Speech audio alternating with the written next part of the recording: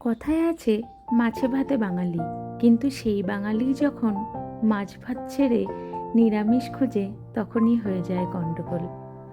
আমরা আমাদের আশেপাশে খুঁজলে বহু ননভেজ রেস্টুরেন্ট পাই, কিন্তু ভেজ সেটা মেলে কম।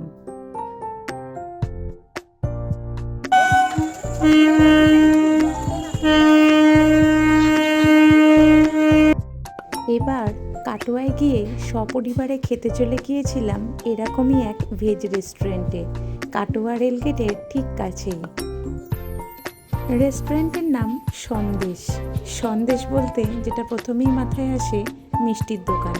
হ্যাঁ, নিচের তলাটা এদের মিষ্টির দোকানই, আর উপরে রেস্টুরেন্ট। আগে তো হতে হবে অবশ্যই দর্শনধারী, আর তারপর গুণবিচারী। দর্শনে মনটা কিন্তু জয় করে নিল। ইন্টেরিয়ারটা ছোটোখাটো, তবে বেশ।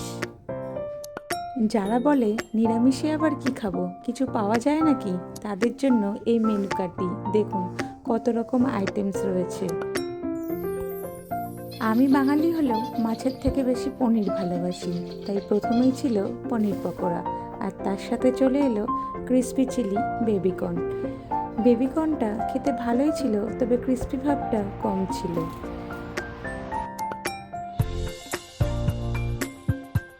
আর তারপরে ছিল আমার ফেভারিট ভেজ নুডলস। দারুণ সুস্বাদু ছিল এটি খেতে। এক কথায় সপরিবারে একটি নিরামিষ সন্ধে দারুণ কাটালাম।